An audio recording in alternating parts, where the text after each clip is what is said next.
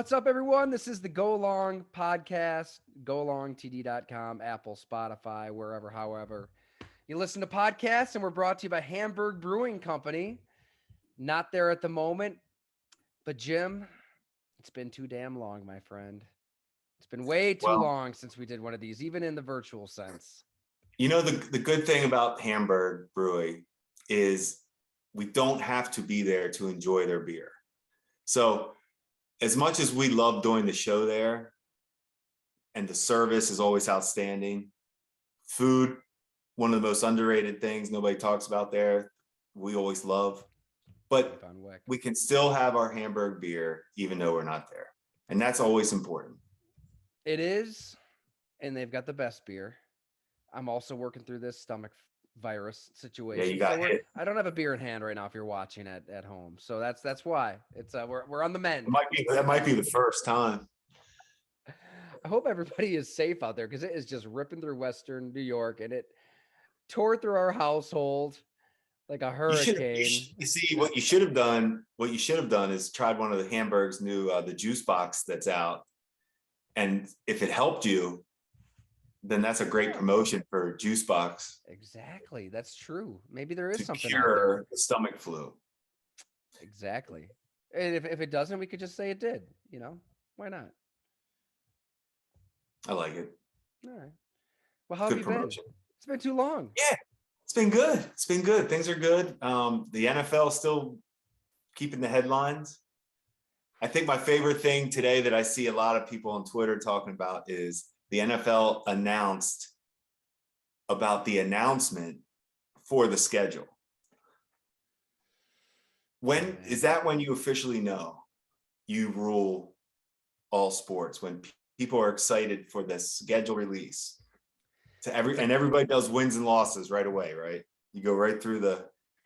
Well, it's such a flex too by the NFL because they know that everybody is structuring their their monthly calendars around the football season. So And everybody knows that. So we are letting you know, we will let you know how you can live your lives this fall and winter on this date in May.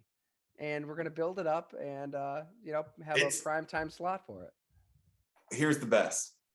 So when I was with the Saints, the schedule used to come out before the draft because we would be in draft meetings. So I think now they must have their reasons. I haven't been in the league, obviously, so I don't know why, but it's after the draft now that they're releasing the schedule. Because But there's a nice little gap there, right? I mean, so maybe they want to see the draft and see who they want to put on. I don't know. But that schedule would come out. Say we were in draft meetings, and every year it would come out. Coach Payton would get it first, and Sean Payton, he'd walk in the room, and we'd stop meetings, and he would get on the board just like he would draw up an X and O, and he would write the date, write the team. He would write it out. He wouldn't say it or anything. He would write it out on the board, and we're all watching it and then we would sit down, and right away we're all like, "That's a win. That's a win. That's a win." It was so fun. For me, that was really fun because it was cool to see Coach Payton get so. It was almost like excited, and all the assistant coaches, it was like they forgot the draft was even going on. They just run to their offices and start breaking down okay, we got him first game. So it's like right away. I know it is a big deal, but if you're in the league, you really do have to study in advance for these because it's always you really need to pay attention as if you're a team that's established like the Saints, but you get a team like maybe somebody that's a new coach, or a new offense you don't have a lot of film on. Those are the teams that they haven't had a lot of experience against. Those teams they do some extra work on then. It is silly though, but it's a little bit wild. It's a little much. Yeah. But hey, if you can do it and in your company and that people are that interested in your product, then hey, power to you. So that's great. But the NFL draft is a week from today as we record this. Came in pretty hot this year. Any general thoughts? We're not going to talk as much about the ins and outs and the grit and grime of this draft class because if you subscribe to Go Along, we got it all there. Bob McGinn he has been up this is not an exaggeration. I mean, he's up till 4 or 5 a.m. transcribing, talking to scouts. It's the amount of work that he puts into this series every year. His 38th annual draft series. It's insane, and it's borderline psychotic. But that's why I love Bob. He's the best. There's nobody like him, and people, I believe, are going to get their money's worth, their time's worth. He is giving you the real portrait of these prospects. Jim, and there's a lot of great people out there who cover the draft. So I'm not sitting here, saying No, that no, I Bob agree. is the only one. There's Dane Brugler at The Athletic does a fantastic job. There's people out there who are super smart, but uh, just driving back from a little mini vacay that we took with the family, I had the dial on certain football station, and they were going through the quarterbacks and like the top 5 guys, and they had like different analysts talking about all 5 guys. Everything was glorious. Everything was flowery. All of them were spectacular. And I'm just like, even if this was a historic draft class, even if this was the 85 draft, like that wouldn't be the case, let alone a draft class where it's universally known as a weak quarterback draft class. So my point is Bob is going to give it to you straight because it's not from Bob. It's from everybody he's Yeah, talking to around the yeah. league who's honest, that he's built up relationships with over the years. So if you want the brutal honesty, his series is for you. I think that's what is so, to me, is refreshing about Bob's stuff, that because, and we're going to talk about this, but I'm going to be right up front and honest. I haven't studied these players this year for this draft. Like the new job in the XFL is taking up some time, just some new focus in my life. So I haven't spent the time on these guys. But what I love about Bob and these articles are amazing, is to what you just said. He's not, everybody gives opinions, right? It's why do you want somebody's opinion on players? I mean, the NFL, we don't even, when we were in it, we don't even, half the guys we get wrong. Bob isn't giving you his opinion. He sprinkles maybe something in, but he is giving you his quotes from scouts and high level execs. And when you can just tell when you read his quotes, like he is talking, like I can tell that's how people talk in the NFL. Like it's really cool to hear. Yeah. Yeah, it's cool to hear those. I like seeing those quotes and like that's awesome. Bob's doing basically there aren't many people, like you said, that are giving you that type of quotes. It's people just giving you their opinions and their 7-round mocks. Yeah, the 7-round mock. We should do a go long 7-round mock. I don't know one player. I don't talk to many people. I think I'd wonder rather how have the many we could stomach even virus for about a month straight, than just random. I wish crank if out we could do seven like a round random, mocks. if we could just do a random, like We should do somebody 7-round selected mocks and for just us. make up names and see if anybody catches it. Those people would need something's wrong with them if they look.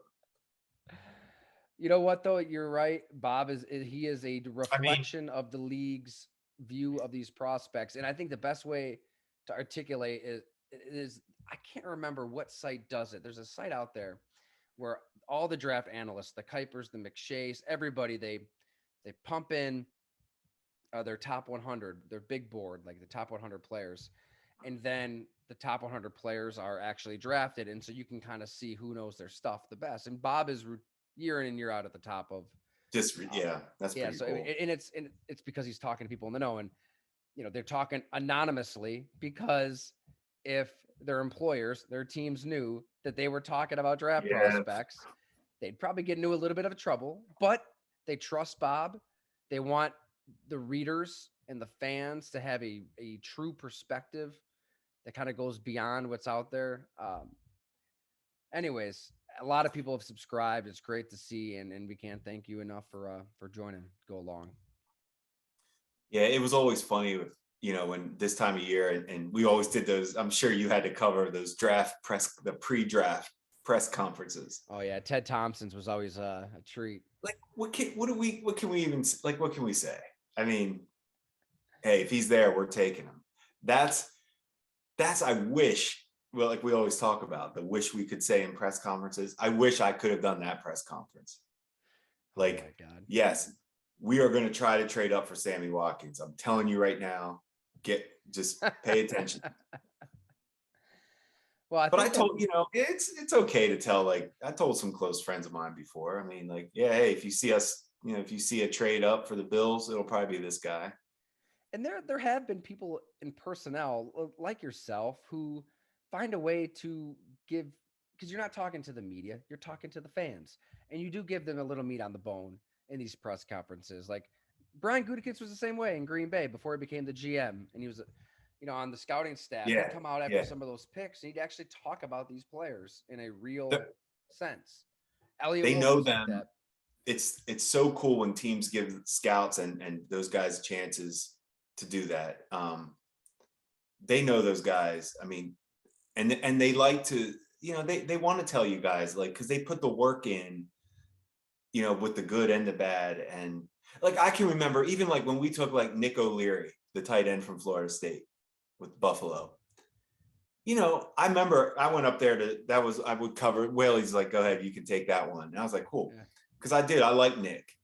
But in that, I mentioned, you can sneak in some of the concerns. I always say the concerns. Yeah, he's not the fastest. He's not the quickest. I can remember mentioning that. But it's not like you're not criticizing him. You're just saying, yeah, he might not meet the ideal speed or that. But what he does have is you're never going to see him drop a pass. He has this toughness that you can't find. All this, and he loves football, blah, blah, blah. But that's the way to do it. It's fun for you guys to at least hear some of the weaknesses. Like not every guy, guys have weaknesses. It's okay. You're not telling me that every single quarterback that will be drafted next week And is that's the the second segue. coming? Well, I think that that's what we have to talk about this podcast is Yep. maybe not necessarily the pros and cons of all of these quarterbacks, No. but at this point, late April, I, most teams would like to know what their plan is at the most Right. important position in sports, and teams kind of made their move. And in the Cleveland Browns case, it was a little controversial, but they sure made their move. They made Deshaun Watson a very rich man.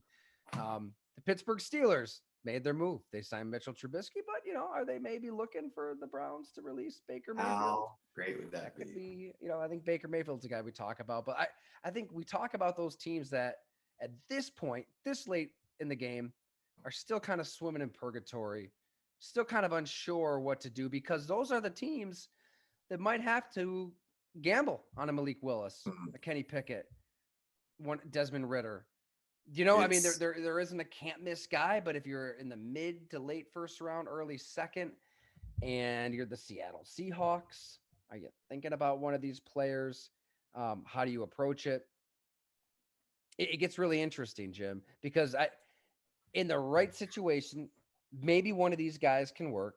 Right? We're not just saying they're all terrible. I mean, maybe one of them is a hidden gem. Who knows? I don't know.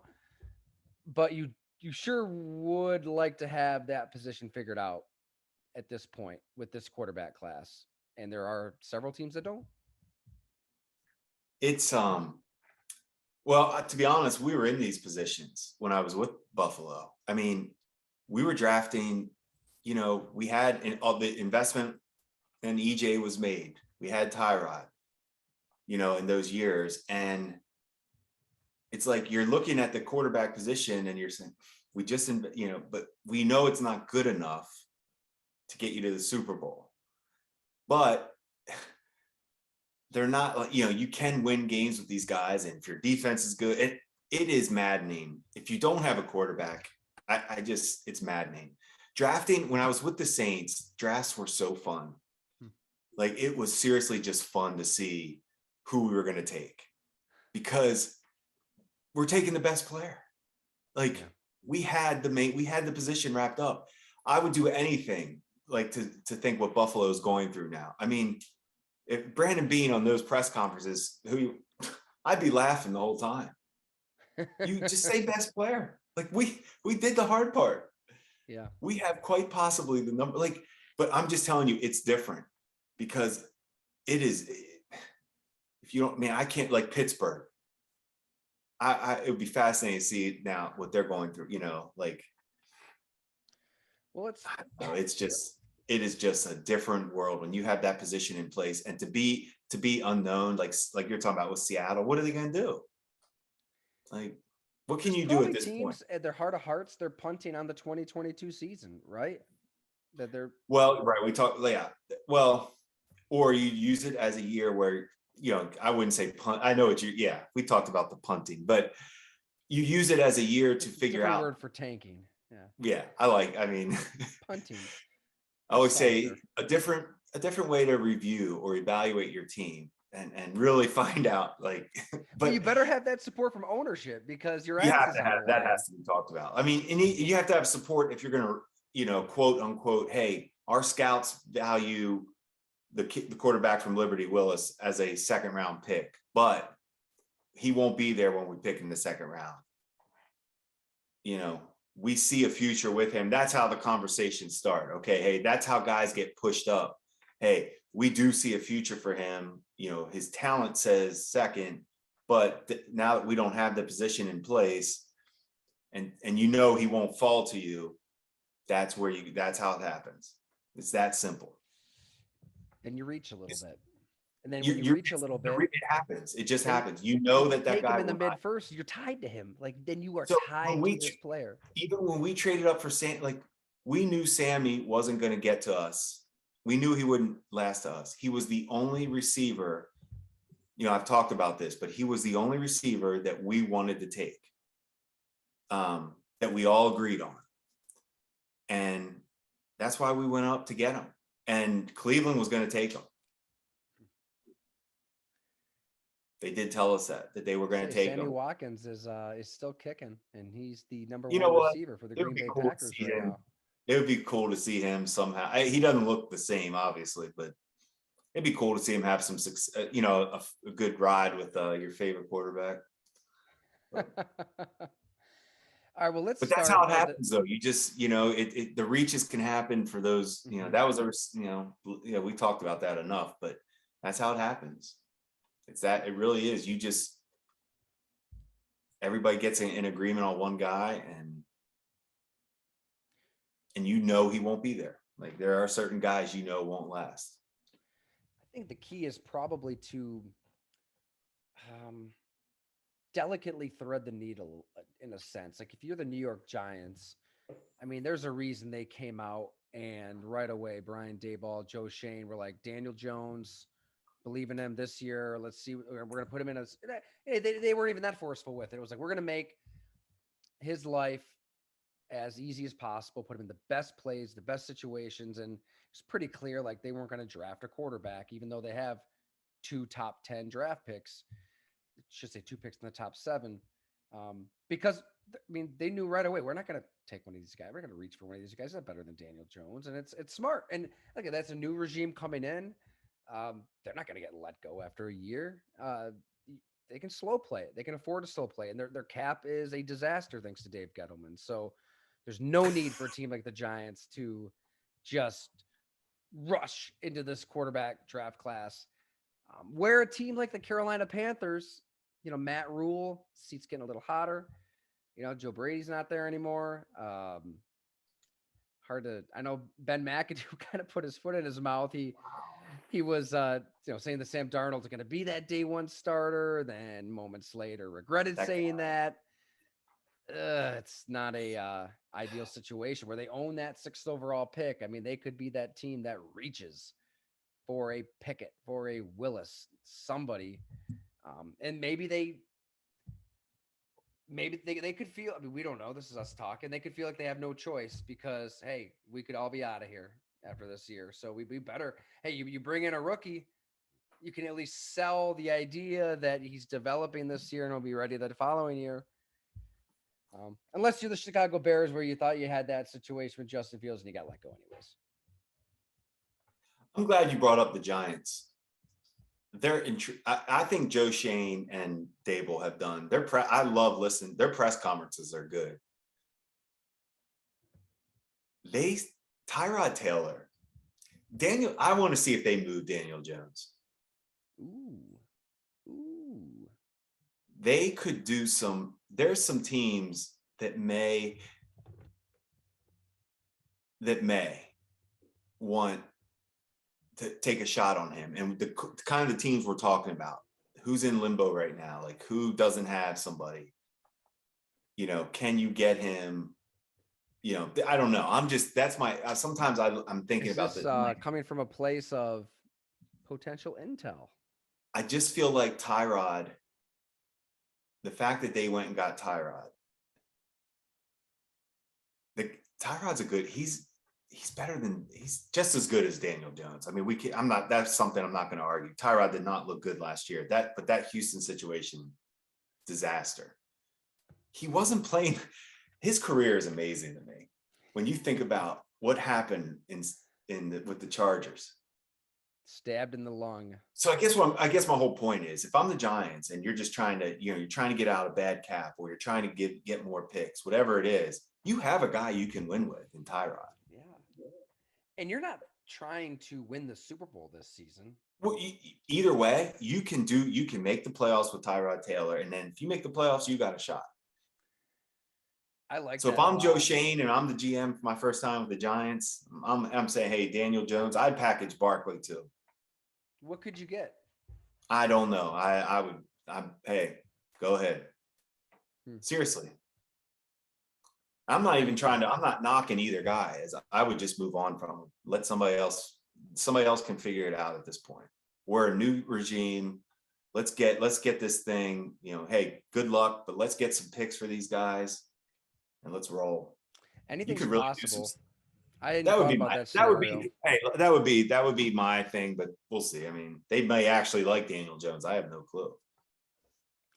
What about Sam Darnold with the Carolina Panthers? Man, Sam going to be trotted out as the week 1 starter. Tyler, I really thought, I was like, give him a shot this year. Mm-hmm. This will be it. And he was. I did too. I thought it was a good fit in Carolina. But I thought Robbie Anderson. He is just the same way he was in college. The decision making and the fumbles and the turnovers, and it doesn't stop. It doesn't. Which was the knock on Daniel Jones too. Same thing. That's a great perfect comparison. That's the one. Now I watch these guys I haven't seen improvement in either one of them. They look the same. Daniel Jones, I thought maybe last year in the middle of the year there, I was like, you know what? He's fighting right now. He's fighting. He did old same stuff. Sam Darnold, beginning of the year, here we go. This is the fit. Then by the end of the year, it was like, same guy. I'm same notes I write from 2 years ago. So at what point do you just operate out of desperation if you're running a team and you're not sold on your current situation and you're looking at this C-, D+ draft class? You see, that's where, I mean, as our listeners probably know, that's I'm a big Baker Mayfield guy. Like, give me Baker Mayfield over any of these guys in the draft at 18 mil. I don't care. I'd take Baker Mayfield on like that. I mean, I think your point that's a valid point. It's kind of what we were just talking about with Tyrod. I mean, is Tyrod Taylor better than Willis from Liberty? I mean, I'm just using those two as an example, but we're talking about one of the greatest. Tyrod was one of the great college quarterbacks. Like, I mean, there's a reason, everybody has flaws, but guys that are that good and you just keep putting them in any situation, and I'm saying, you put him in this Giant situation, he'll go ahead and take that job. Just like he came to Buffalo for, he knew Denver was trying to would have given him more money. He's going to win the job. Rarely. Like, he can say what he says. We both know how Tyrod Taylor is wired. He's going to win. He's going in with a mindset to win the job. It was one of the best things I've ever been, like, to see him, the way he just was like, I can get this job. Just let me get it. Like, let it be a fair competition. So anyway, I guess what I'm saying is, at the end of the day though, Tyler, you can't do it. Can't reach. It's just such a setback. It's like, even if it's not, I'm not even talking just quarterback in general. I'm just talking like the reaching, it's just, it doesn't, I don't know. My history of it just hasn't been good. But Bob wrote, and it'll be up Friday morning at golongtd.com. He talked to these people around the league. They're expecting the reach, multiple reaches. 100%. There's going to be a lot of, guys walking those high school hallways looking for the prom date. It's a day or two before the big dance. Reach. I like that. We're reaching. We're gonna get in trouble. It sounds like to me, if he's getting the feedback from everybody he's talking to that there aren't necessarily first round grades on these guys coming from the scouts and directors of scouting, there's going to be how many go in the first round? I mean, we're probably going to see a couple, right? 2, 3. I'll say this. I mean, unless you believe in a guy, unless you do your diligence, and by the way, the term due diligence, is there undue diligence? Is there an opposite for that term? No, you can due diligence and grinding, and the Browns did their due diligence, Jim, on Deshaun Watson's situation. They're grinders. Jimmy Haslam. That guy's amazing. We should dedicate an hour to that situation because I feel like we didn't really address it. But we will. We'll get to it. Yeah, you're right. That's but if you believe in a guy, if you believe, say you studied the hell out of Malik Willis, you know what he liked to eat in his sophomore year high school cafeteria, and you know how he's wired. You like his game. You've got the right coaching staff. You've got a 3-year plan. Yep. Maybe you do reach. Maybe that belief is worth tripling down on, because we have seen that there have been drafts past where there were quarterbacks that kind of made you go, whatever. And they ended up, it doesn't happen often. Don't get me wrong. Usually if a guy's a Pro Bowler, he's going in the top 10, but it happens. I mean, Derek Carr, who we wrote about this week, 2014, slips to the second round. He's the 4th quarterback taken. He had some stuff to him that was overlooked to an extent. I think it was in talking to his head coach, his offensive coordinator at Fresno State. He kind of got lumped into the same bucket as his older brother, David Carr, as a guy who got sacked a lot, went to Fresno State, put up crazy numbers, but who cares in that conference?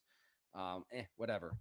Including scouts from the Texans who had the first pick in the draft, and I believe the first or second pick in the second round. They took Jadeveon Clowney and then the guard from UCLA in the second. Carr slips. It just goes to show, like, I mean, a guy can have something to him that isn't going to show up on the NFL Network highlight reel or the Pro Football Reference stat sheet. There's more. I mean, you were a scout for 2 decades, Jim. I mean, you're investigating this stuff. You're trying to find what is inside of a guy like Carr, who, what he was Johnny Manziel. He's partying his ass off his first couple years of college. He's drinking, he's partying, he's surrounding himself with women. He's not living the life he says he was living. And he meets a girl named Heather at a restaurant. She is a devout Christian. She writes him a letter saying, you're not living the life you say you want to live. On a dime, changes his course. I mean, it's real. The guy you see the podium, that's Derek Carr, where a guy in that same draft class who was taken ahead of Derek Carr, Johnny Manziel, he never quit those tequila shots. He never quit that lifestyle. And I think he was a fan-controlled football quarterback the last we heard of him. I don't understand that really. Yeah. But Carr, right? I mean, you're searching for this other stuff that goes into the makeup of a quarterback. No, it's a great point with Carr. It's and so that was that draft. I didn't study him coming out because we weren't taking a quarterback that year. We just weren't. We were ready to get, EJ, because we've talked about that. EJ's rookie year wasn't that bad. Right. So we quarterback was like, hey, we have the, He wasn't your guy. I mean, you came in after him, but that doesn't there was matter. enough there We were to still go on. excited about, he still did some Yep. good things. And hey, let's try to keep building. That was the thought process. So basically, I didn't spend a lot of time studying Carr, but we talked about him, and I do remember our scouts. There was nobody too high on him in our building. They weren't like low. They recognized talent for sure. I do remember that, the arm, all that, but it wasn't don't take him. It wasn't, it was just kind of a blah, like there wasn't a lot of passion for him one way or the other. Probably, like not whether it's bad, not conscious or good. subconscious, you're thinking of his brother, right? To an extent. No question, because especially if it ever comes that whatever, he didn't take everything seriously, or and all of a sudden you're going to start thinking, great, here's a guy that's going to take sacks and he's not going to study and blah blah blah. You can talk yourself into and out of a guy, like it's unbelievable. But then I can use the same thing with Cam Newton, where I couldn't believe how everybody just kept, when I say everybody, but there was a lot of talk. I mean, the fact that people were talking about Blaine Gabbert ahead of him, and I did a lot of work on Cam, and I just remember thinking, I hope Carolina doesn't like him, because I was with the Saints, and like this is going to make for. I will say, Coach Payton didn't like him. Really? Coach Payton wasn't a fan of him. No, not like he just wasn't his. Hey, I think there's too much. I mean, look, he certainly had issues. Now that I know Coach Payton enough, when he talks about, I mean, accuracy was an issue. I mean, it was.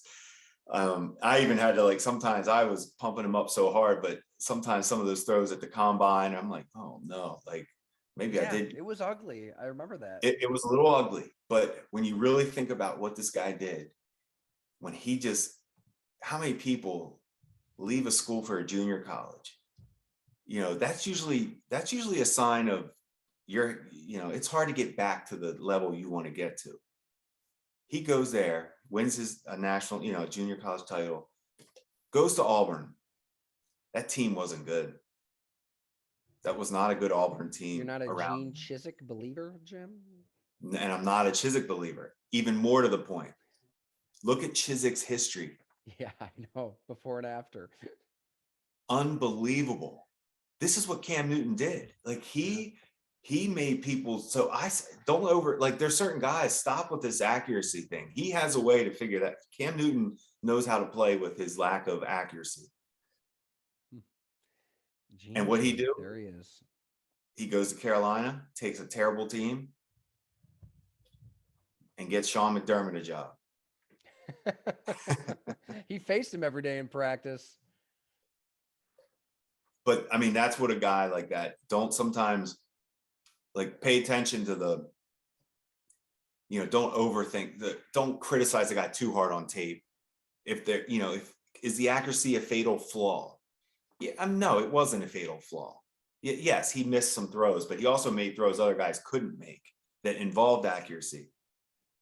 He also he also wasn't afraid to be the face of a franchise. Right.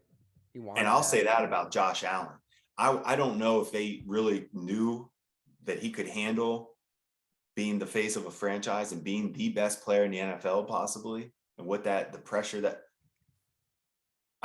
have you seen him ever not do a great interview? I mean, there isn't anything about him that you can't love. I mean, just like Cam, as far as, yeah, I'll take all the pressure. Yeah, I don't care. We're going to get back. We're going to be fine. I got this. The team completely, and I just think it's amazing. I would love to know, ask the Bills if they knew that about him. Did you know he could handle this coming from, he's never had expectations in college. Played at Wyoming, and he didn't have expectations to be right. There weren't eyeballs on him. I mean, if you wanted to learn about Josh Allen, the quarterback prospect, I remember buying we probably talked about it. I got the Fubo TV app because when they played Oregon, it was on there. I'm like, let's check out this Josh Allen guy. He was not good that game. But you're right. To your point, is this somebody who can handle the spotlight? all that other stuff that matters. And when they lost, I mean, they had some tough losses this past season. And it seemed like out of anybody in that building, he was willing to sit there and take ownership. Every time.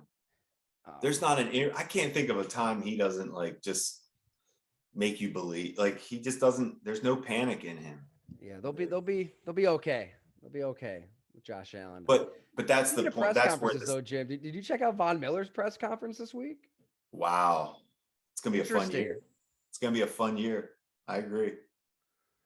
In terms of like second guessing himself a little bit. Like, I can't believe. It's a little strange. I mean, he came around at the end and credited the fans and Brandon Beane and, you know, Ed Oliver and like there. But he basically said up until the day before he flew out for OTAs, he's wondering, I really want to be in Buffalo. I mean, if I'm Brandon Beane, I'm thinking, did I pay this guy $100 million? Man. I'm sure everything will be fine. He'll play. I think so too. Here, but I mean, he was honest. Hey, you appreciate the honesty. That's what I was just gonna say. I appreciate it's fun to at least hear like a nice, honest, hey, Shady. After we traded for him, it wasn't great comparison. He was not happy. He was not happy. Yeah. He was playing for the team he wanted to play for. Like that's his heart. He had to hear from a fellow Bishop McDevitt grad, right? Yeah, it didn't help. Your call didn't help at all? Not really. I'm sure it did something. I think no, Shady's a professional, but he loves football too much. He just had to get over the initial, like, that was an ego, a shot to his ego. To think what he did for that franchise. And that was his favorite team growing up from Harrisburg, PA, playing for Philadelphia and playing at a high level. It wasn't like he was falling off. In the prime of his career. I love when we get on, like, I love that I was just about to talk about Chip Kelly. I'm like, where did this conversation, how did this get here? Yeah. But anyway, we're back to staying with the reaches and I think there could be something that we don't know about one of these quarterbacks, right? I mean, I had a conversation with one of them. We'll have a story up next week. I don't know. I came away thinking that this guy, he could have it. I don't know whether he does or not, or doesn't. But there could be somebody who has that Josh Allen charisma to him with the accuracy, with some kind of physical trait that pops that maybe we're not appreciating enough right now. Somebody out of this group could be a long-term answer at quarterback. Or they all could flop like they did in 2013. Isn't it crazy? Mike Glennon is probably the most successful quarterback from that crew, or Geno Smith. What a year that was. Glennon put me to sleep when I interviewed him at the Senior Bowl. I was like, really? This guy, he was just flatline. Like I'm not trying to say he's a good quarterback. I'm not trying to take away, like, he's fought. Boy, he's not good enough. Chicago Bears contracts over the years, right? I mean, they gave Mike Glennon that money, then they drafted Mitchell Trubisky. Gave Nick Foles that money. They were hanging on to Trubisky, and then you get another chance. You give I don't know. To me, if you're going to let Pace and Nagy trade up and get Fields, obviously ownership knew that was the plan. Let him coach them then. Sounds like Fields wasn't too happy with the coaching he received last season. He was pretty blunt. He shouldn't have been. For what it's worth. I mean, I'm not saying to me, yes. I hate to say that. I mean, I know Ryan, my dad knows Matt, and I'm not trying to. Now, I don't want to see people get fired and fail. I mean, I love Fields. I was rooting for those guys. But there is accountability at some point, right? Don't you have to be, like, the players are held accountable, right? We cut these guys for a bad game and all that. Coaches and GMs need to be accountable too. Oh my goodness, you are good. Sorry, I'll get off this US. Get into it. Let's criticize it. No, I can't. I know you got to watch it. You got to watch it. Um, I'll leave that to me, Jim. oof. But you're right. I mean, guys get, they're But treated that's what I'm saying. like I think you need commodities to be, left and yeah, right. be held accountable. You've got to be held accountable. Players are held accountable, so should everybody else. Other teams in quarterback Yeah. no man's land. Anybody else still searching that intrigues you? Maybe they are thinking of a guy like Baker Mayfield. Maybe it's the Seattle Seahawks. I don't know. Is there a team out there that um, is I, trying to figure out what the hell they're gonna do right now? it'd be Baker. Baker needs the right situation. Whatever team he ends up on, I'd like to. I mean, it's because I don't feel like he could just go anywhere and just turn a franchise around. But he does have some good qualities. I mean, we've talked about him enough. I mean, a lot. There are some things he does well. I think he made a great point. I know you talk. How many head coaches and offensive coordinators? I think he's 4 for 4. Yeah, It's close to like 4 in 4 years, something like that. It's nuts. very Alex Smith like first overall pick, and he's shown more. I mean, he threw more touchdowns than any rookie ever. He took this wasteland of an NFL franchise to the playoffs a couple years after that. It's not like he's been bad. He hasn't, and he's a roller coaster. It's true. The accuracy is real. I mean, it's sometimes is beautiful, and it's just sometimes you don't understand it. His decision making, that lack of height shows up. There are things I see that make me think, yeah, he needs. I don't think he's good enough by himself. And you wonder, okay, But I'm not did they saying you tear the can't win. I'm not saying you can't win with him. How much do you think a torn labrum to your non-throwing shoulder Oh, affects? no The question. way he throws the football, being No a question. power That torque he thrower, has. Yep. torque, Yeah. it has to be a factor. In addition to the Agree. groin, the heel, everything he had. Agree. So it might just be time. Like it's just like we were talking about. Like I'm not like Saquon Barkley, Daniel Jones. Like I think Baker's a little bit better than them, but sometimes it's just time. Like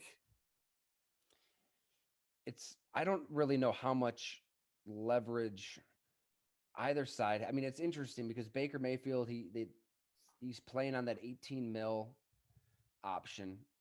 So the Browns want to offload that. hmm. And there's probably teams that would love to add Baker Mayfield. I mean, Seattle, Pittsburgh, Carolina, minus Robbie Anderson, maybe. But they probably don't want to pay him that. You know what I mean? So it's this weird game of chicken.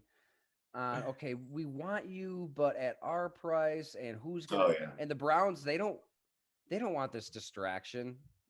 No. They prefer a different distraction. They maxed it. Hey, they maxed out. They've maxed out their distraction. But so do they just eat it? Like, would they just, how much of that money would they just eat to offload Baker Mayfield?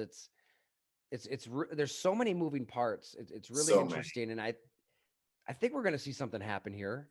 I would think I guess that would be the story of the leading up to this draft, right? I mean, where could he get moved for, Carolina would be fun after Robbie Anderson put that out that he does not want him publicly and then double down on it.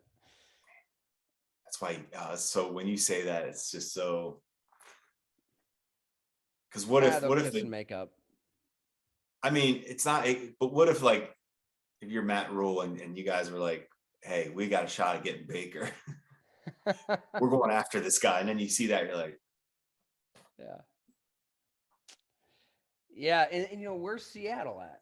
Are they trying to compete anytime soon? Are they looking to deal DK Metcalf? I feel like they have turned into a shit show. Why is he still? I just don't understand why he's still coaching. Like, right? Why? It seemed like he was considering. That's going to lead me into. That leads me into something I want to talk about. It's not football related, but with a coach, Jay Wright. But I want to just touch on it before we get done tonight. But we can talk about it right now because it's my segue to it. It's enough. Like you did everything you could. You had a unbelievable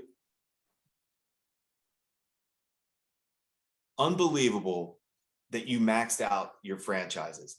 Seattle, you did everything. You did it all. You move on from your franchise quarterback, Russell Wilson. You have no plan in place. What are you still coaching for? Like, what? I just don't understand why these guys hang on. And here's Jay Wright, who maxed out Villanova year after year, national, maxed it out. What else can he do? Health is good. He's not walking around like Coach K and all these guys that coach forever. Pete Carroll out there thinking he's running around because he's in good shape. Enough. Go enjoy yourself. Let somebody else coach. And I love the difference because I love Jay Wright, and we all know how I feel about Pete Carroll anyway. Well, we know how he enters the elevator before you have exited the elevator, which tells you plenty about I the don't have man. to. I don't have to. There's no It more to ends talk. there. That's all. That's it. It's a great point.